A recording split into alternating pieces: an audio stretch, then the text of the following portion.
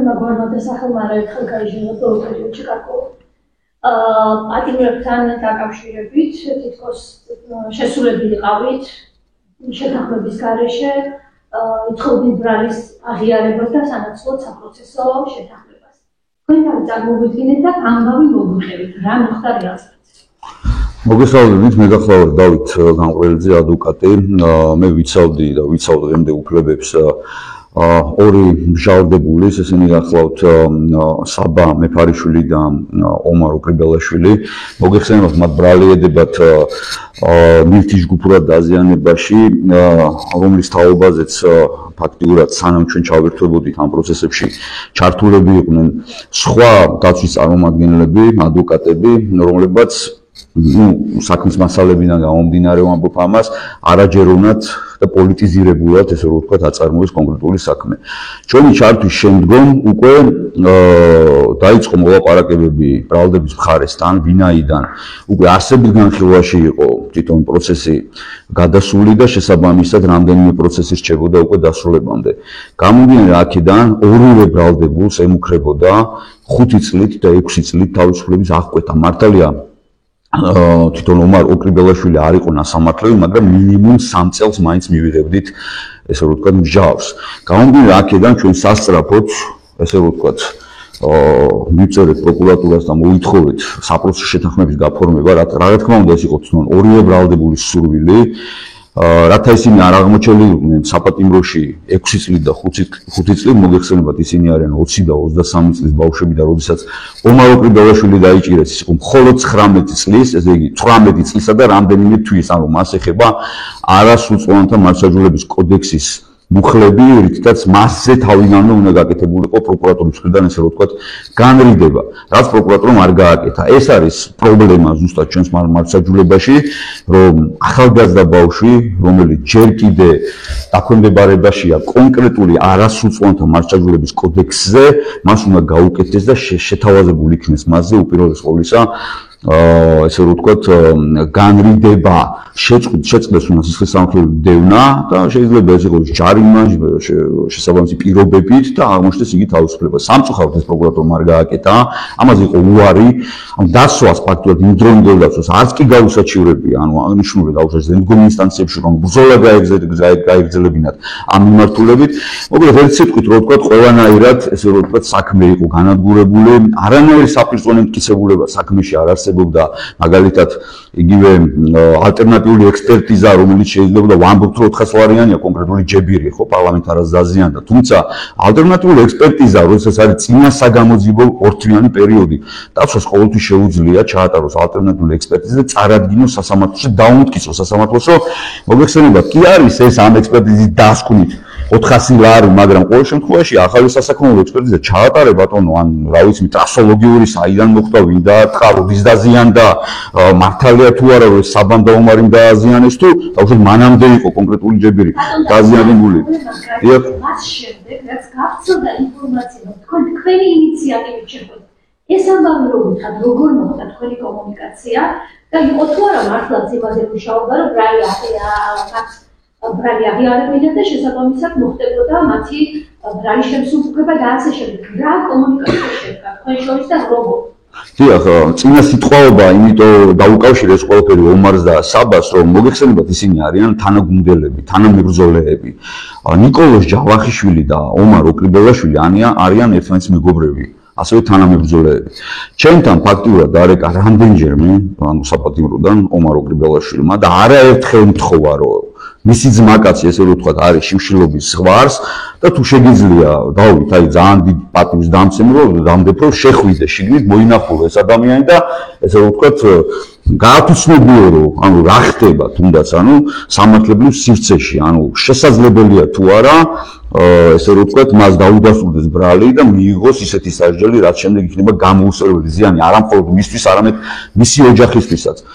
ეს მოხდა რამდენჯერმე, ამავდროულად მე დამიკავშირდა თვითონ ომარის დედაც, შესაბამისად ჩვენ მოგეხსენებათ ადვოკატები ჯავშანს ვაკეთებთ, როდესაც ჩვენ საპატიმროში შევდივართ და კონკრეტული ჯავშანი პირადობის ნომრის გარეშე წარმოუდგენელია, რომ მე გავაკეთო, შესაბამისად პირადი ნომერი თავად გადმოგცა თვითონ ჯავახიშვილის მეგობარმა გოგონამ გადასცა ქალბატონ შორენას და შორენა მომაწოდა მე. როდესაც მე მივიღე პირადი ნომერი, მე იმ წუთას არჩევს ვარ. კიდე მას შემდეგ რამდენჯერმე დამირეკა, ანუ ომარ ოკრიბელაშვილმა მთხოვა რო არის ჩემი ძმაკაცი და თუ შეგიძლია რომ დააკვალიანო, მიხედო ეხლა მე ინფორმაცია ნამდვილად არ მქონია რომ მას სხვა ადვოკატი იცავდა, ანუ ამის იგივე არ მქონია არანაირი ინფორმაცია.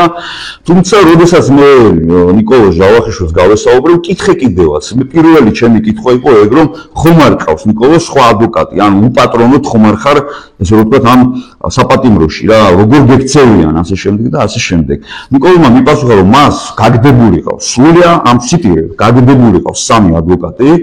რო ვკითხე, ანუ რატომ ყავს ეს ადვოკატები გაგდებული, ანუ მან მისი პასუხი იყო რომ კონკრეტული ადვოკატები ესე ვთქვათ სამართლებრივი მექანიზმი, სამართლებრივი ენით მელაპარაკებოდნენ და მე ვერ ვიგებდიო რას ლაპარაკობდნენ და ამიტომ იძულებული გავხდი რომ ეს ადვოკატები გამეყარაო, ესე რომ ვთქვათ და შესაბამისად ეხლა მყავს ეს ადვოკატიო, ნამისახელა აღარ მახსოვს ელგუჯა ავსაჯანიშვილი, მოკლედ და მე კი ბატონო მეთქი, ანუ როგორ მიდის საქმე ვკითხე, გავაცანი თავი, უთხრა რომ მე არ შემოვიდოდი არც ერთ ვარიანტში, შენს კონკრეტულ მეგობარს არ ეთხოვა ჩემთვის და შესაბამისად ამიტომ ვარ დღეს აქ შევახვედრე ორივე ჯალდებული, ჯერ ბრალდებული და შენი გომარი უკვე ჯალდებულია. შესაბამისად ისინი გადაეხვინენ ერთმანეთს, კონდა კომუნიკაცია ერთმანეთთან, გაცოლეს ინფორმაციები და შესაბამისად შედგა საუბარი თუ რა ქნა ომარიმ და როგორ განვითარდა მისი საქმე, რომ საბოლოოდ მოხდა აღიარება და მივედით მივახციეთ, ანუ ამ საპროცესო შეთანხმებას მიღწევა უნდა, ესე მარტივად არ დებს პროკურატურა გარიგებას ბრალდებულებთან. ხო, მილიონია უამრავი ბრალდებული არის, რომელიც 16 წლით დაუშვეს ციხეში. მე გვეტყვით ესე ბრალდებული, აი თუნდაც როინ შავაძის საქმე, სადაც 10 სპეცნაზელი იყო ზოგადად დაჭერილი, ხო? აქედან რამდენიმეს არ გაუქმდა საპროცესო 16 წელი მისცეს. ერთი გავიგეთ ის რომ თქვენ შეხვედრით ახლობლების თხოვნით. დიახ, რა თქმა უნდა. ეხლა გადავიდეთ მეორე თემაზე, საუბრობდი რაზე შეტანხმ. ჩვენ როგორც ადვოკატს მე დამისვა თვითონ ნიკოლოზ ჯავახიშვილმა კონკრეტული კითხვები, იმიტომ რომ ომარიდან გამომდინარე, ან როგორ რა მიმართულებითაც განვითარდა ომარის საქმე, ზუსტად ეს კითხვები დამისვა რა, რომ აი მე რომ ვაღიარო დაუშვათ ამით რას მივიღებ. ხო და მე არც ქონია არანაირი შეთავაზება რომ აღიარია ეს რა ჩემი საქმე თვითონ უნდა გადაწყვიტოს.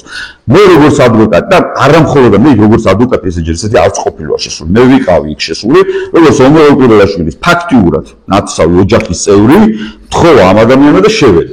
გამომდინარე აქედან მე აუხსენი მეგობრულად თუ რა მოლოდინები და რა რისკები არსებობს იმ საჯართან მიმართებაში, რაც მან შეიძლება მიიღოს. ამის მერე ის დაფიქრა ამ ყველაფერზე და შესაბამისად იკითხა თავად თუ რას ნიშნავს ეს საპროცესო შეთანხმება და უნდა ამ მიმართულებით დავყვალენო. ჩვენ დავაყვალენთ რომ საპროცესო შეთანხმებას ჭირდება ბრალის აღიარება, მერე მან თქვა რომ ვერ ვარ ჩამიგენიაო ეს კონკრეტული დანიშნული როგორ ჩავიდი, როგორ ვაღიარო და მე ვთხარი მომიყევი რა მოხდა რეალურად. მან იქვე თქვა ჩემთან თანდასწრებით რომ მან გაისროლა ეს პიროტექნიკა, ოღონდ მან გაისროლა ეს ჰაერში.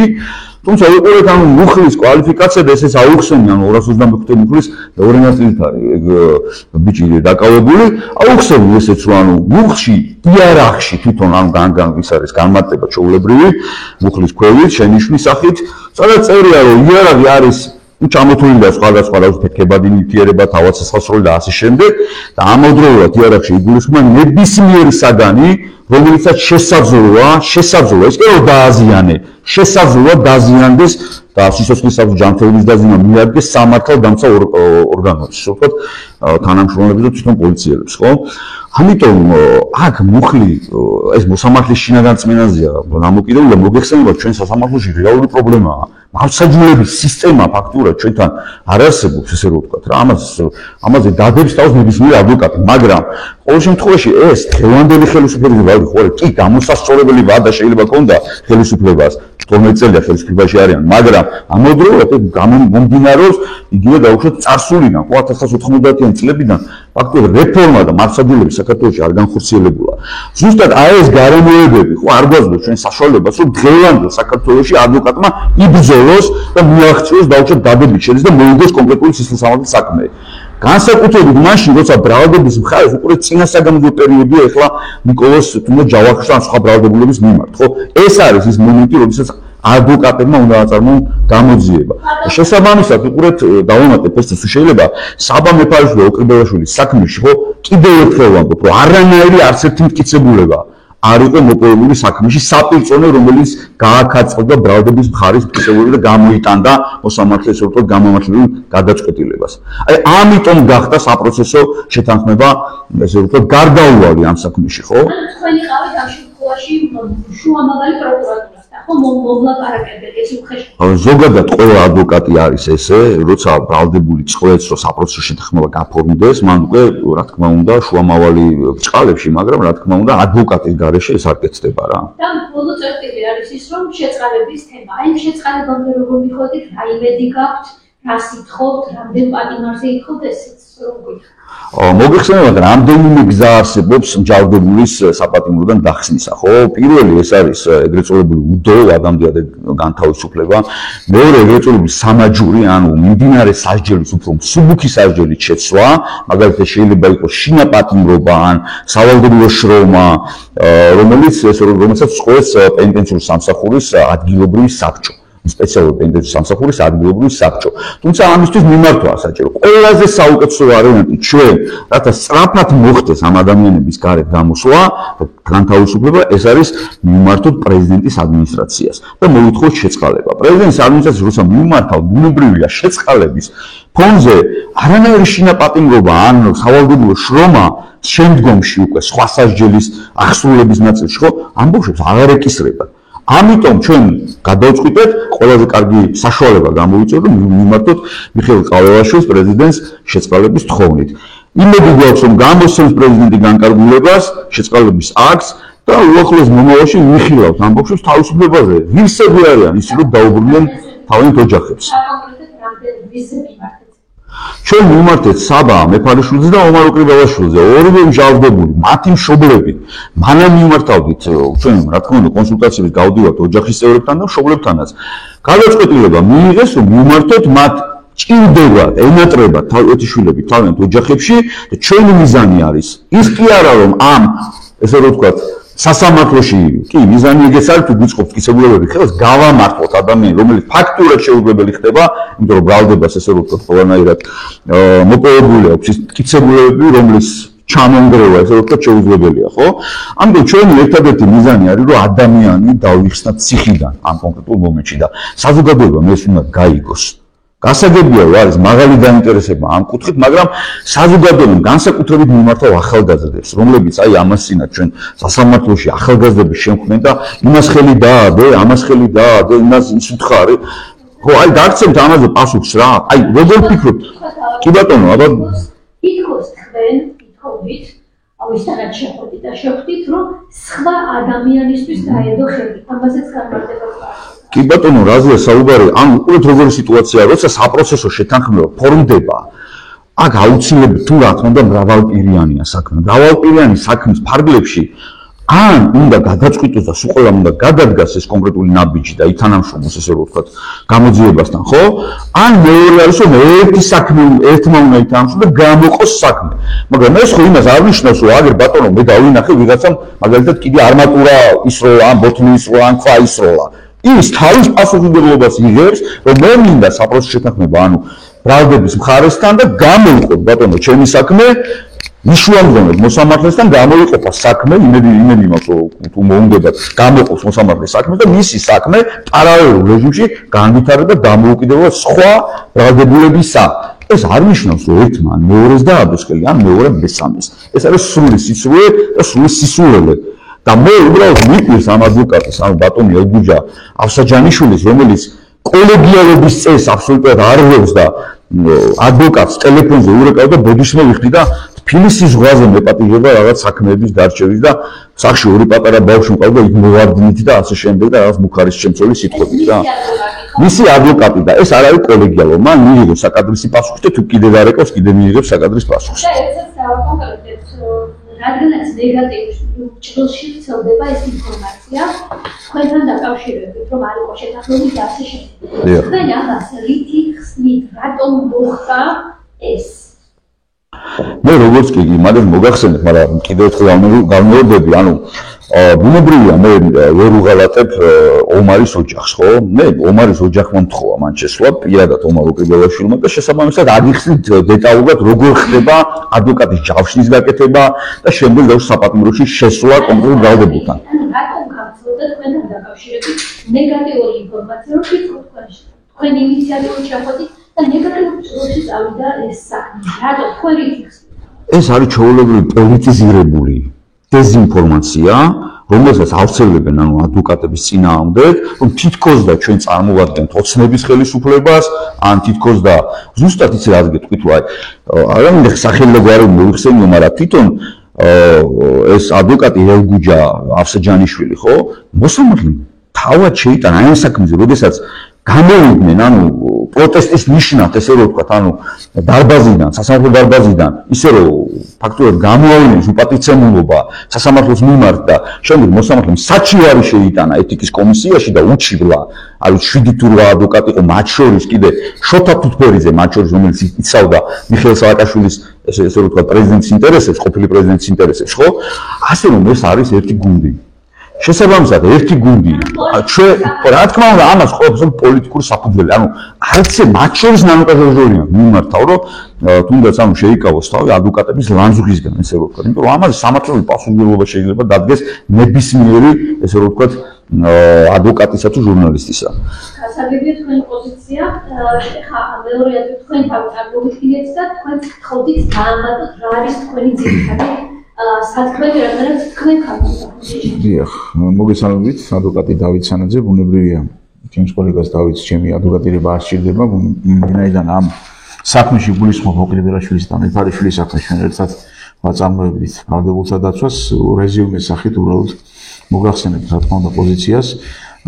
რაც შეეხება სამი პრობლემა დგას აქ, ერთი არის ბრალდებული ჯავახიშვილი, ოკმელაშვილი და ბოლოს მოვისმინეთ ბატონი ანდრო ჭიჭინაძის ოჯახის წევრის დედის განცხადებაც, ასე ვთქვათ, ბატონი დავითის მიმართ, რომ ის სუსის თანამშრომელია და ასე შემდეგ, უბრალოდ იმდენად, ასე ვთქვათ, დიდი სიცრუეა ეს და ტყუილი, რომ წარმოუდგენელია ამის პასუხისგარეშე დატოვება და სხვათა შორის აქვე ვაცხადებ, რომ ნებისმიერ დროს, ვინაიდან ასეთი სიცრუის ტალღა არის აგორებული, ვართ მზად ნებისმიერ დროს და ნებისმიერ ადგილზე, უფრო ვრცლადაც ნებისმიერ კითხვას გაეცეს პასუხი. ხა რაც შეეხება ჯავახიშვილს, როგორც ბატონმა დავითმა ამაზე ერთ დავამატებ, რომ არა მხოლოდ ბრალდებულმა ომარ ოკრიბელაშვილმა თხოვა, რომ ჩემი მეგობარია და იქნებ შეხვედი, არამედ ბატონი ნიკო ჯავახიშვილის მეგობარი ქალბატონი, მეგობარი გოგონა უკავშირდება ომარ ოკრიბელაშვილის დედას, ქალბატონ შორენას. არსებობს მოკლე ტექსტური შეტყობინებები გამოგზავნილი, სადაც ის თხოვს, რომ აი როდის მოახერხებს ბატონი დავითის შესვლას ბიჭებთან და იქნებ შეახვედროს ერთმანეთს და ასე შემდეგ.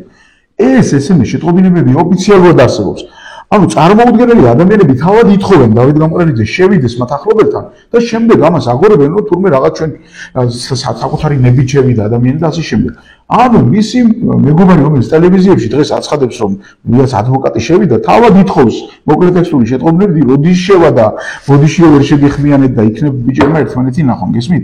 ამან გამოიწვია შესვლა. შესვლის დროს, როგორც დავითმა განმარტა, მოხდა რა თქმა უნდა საუბარი, მას აინტერესებდა, თქვა, რა მოხდა ოკრიბელაშვილის საქმეზე, თქვენ როგორ წარმართეთ დამტვრა, ესე დასრულდა საპროცესო გაფორმდა, აიხსნა რას ნიშნავს. რა თქმა უნდა, ადვოკატი ვერ მოატყუებს ხო ბრალდებულს, მაგრამ უთხრა საპროცესო შეთანხმება სჭირდება აღიარება. მას აქვს თავისი პოზიცია, რასაც პატივს სცემთ, ეს არის მისი პოზიცია, თქვა, ან აღიარებს, ან არ აღიარებს, ხო?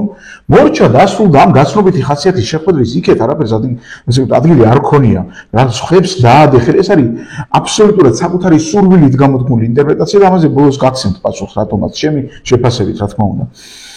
რაც შეეხება ოკმელაშვილს, აქაც გაოცებული ვარ, რომ როგორ შეიძლება ადამიანმა ასე 180 გრადუსით პირიქით შემოატრიალო ეს სიტუაცია, როდესაც ტელევიზიების წინ საჯაროდ ქალბატონი ოკმელაშვილის ბოდიში მეუღლეა თუ დედა ხა ბოლომდე ვერ ვიხსენებ. აცხადებს ტელევიზიაში, რომ მე დაუკავშირდი დავით გამყრელიძეს. მაინტერესებდა ის რა შემომთავაზებდა.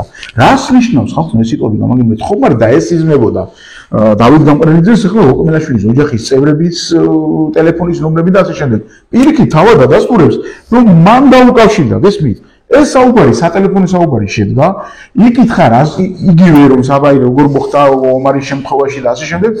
მან თქვა რომ უკვე მიწურულს არის საქმე და განაჩენებმა გამოცხადდეს, თქვა უახლოეს სასამართლო პროცესებზე, ბატონმა დავითმა უთხრა რომ თუ გადაწყვეტ დამიკავშირ და არ ვიცი ნახოთ, თქვენი ნება არ ასიზამ და როგორც მეორე თუ მესამე დღეს ორ დღეში ყოფილა უკვე სასამართლო და განაჩენი დადგა და ვინც 5 წლით თავისუფლების აღკვეთა მიუწევს. ეს რაც შეეხება ჯავახიშვილს და ოკრონოვიჩს, ახლა რაც შეეხება ანდრო ჭიჭინაძეს, სადაც ბატონ დავითს არ უსაუბრია რა, ძალიან მუდასაწყვეტია დიდი პატივისცემის მიუხედავად, ქალბატონი ახლა აქედანაც მიმართავ, უბრალოდ გულწრფელობით.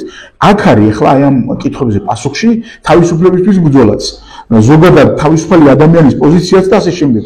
აი რაღაცა ადამიანური ხო არსებობს, აი სამართალი და სამართლიანობა ხო არსებობს. აი პირდაპირ მიმართავ ამ ქალბატონს, რომელიც ვიცი რომ ძიმე მდგომარეობაშია შვილის პატიმრობაში ყოფნის. ნუ აი მართლა გჯერათ ახლა იმ სიტყვების, რაც თქვენ განაცხადეთ ბატონ დავითზე, რომ ის სუსის თანამშრომელია და ის შედის პატიმრობაში. საერთოდ ანდრო ჭიჭინაძესთან როგორც პირადად ციხეში ჩასვლით კი არა. ასე მის ოჯახის წევრებთან თუ ირიბად ვინმე მესამე პირებთან არანაირი კავშირი დავით გამყრელიძეს არ ქონია. საერთოდ არ ქონია. საიდან მოაქვს ქალბატონს ეს სიტყვები რომ რაღაცა ვიღაცებთან შედის, ეს ინფორმაცია საიდან აქვს? ანუ მას როგორ გითხრათ, საერთო მიზნებიდან გამომდინარე მიაწოდეს ეს ინფორმაცია, რომ ბატონი დავითი ესეთი ცუდი ადვოკატია, რომ შედის ვიღაცებთან და თხოვს თურმე ვიღაცებს ხელი დაადეთ და ასე შემდეგ, სრული დეზინფორმაცია და ამას რატომაც ასე თავდაჯერებულად ასე თქვა ტელეეკრანებთან აცხადებენ. ახლა რაც შეეხება რატომ და რისთვის? აქ არის მარტივი პასუხი. და ისევ ეს უკავშირდება აი ამ ახალგაზრდა ბიჭის ომარ ოკრიბელაშვილის და საბა მეფარიშვილის სასამართლო პროცესს. ჩვენ ასე ვაფასებთ ამას. ვერ აიტანეს მავანმა ის, რომ აი აქციის ფარგლებში დაკავებულ ახალგაზრდა ბიჭებს როგორ შეიძლებოდა საპროცესო შეთანხმება გაფორმებოდა. უпростоრად ჩვენ გვსაყვედურობენ პირდაპირ მნიშვნელობით ჩვენს და ბრალდებულებსაც, რომ აი პროკურატურასთან როგორ წახვედით დათმობაზე, ხვდებით?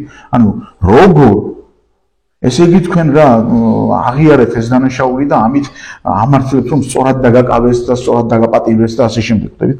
ანუ არჩევანი ადამიანს 3-დან 6 წლამდე სასჯელში, მაშინ როდესაც სხვათა შორის ტელევიზიით და თანაც ახლო კადრებით გადაღებული, ასე ვთქვათ, აი ამ ჩანაწერები საფუძველზეა ეს ორი ბიჭი დაკავებული. სხვა მტკიცებულება საქმეში კი არ დებს.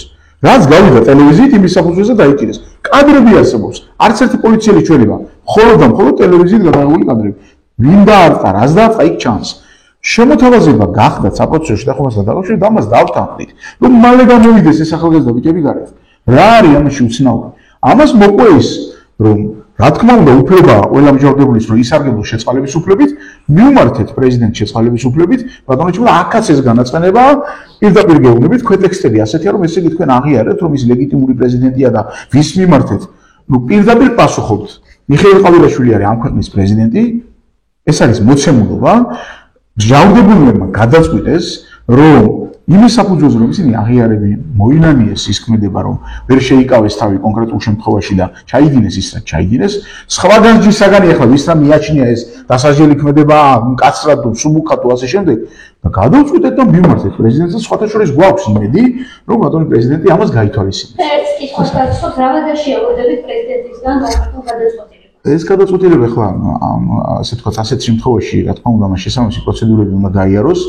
შესაბამისად, გამოსათხოვია, ვთქვათ, თუ კი რამე ინფორმაცია აინტერესებს, ვთქვათ, დახასიათების კუთხით, შეიძლება გამოითხოვონ პენიტენციური დაწესებულებიდან და ასე შემდეგ. იქიდან გამომდინარე, ხა საჯაროდ ცნობილი საქმეა და სხვა, მე ვფიქრობ, რომ უახლოეს მომავალში ალბათ მიიღებს პრეზიდენტი გადაწყვეტილებას. კიდევ ერთხელ მინდა, ასე ვთქვათ, ჩვენი თხოვნა გავაჟღეროთ და გვეიმედება, ასე ვთქვათ, მათი პიროვნებიდან გამომდინარე, მათი ასაკიდან გამომდინარე, რომ პრეზიდენტი მათ, ასე ვთქვათ, ჰუმანურად მოექცევა და შეიწვალებს.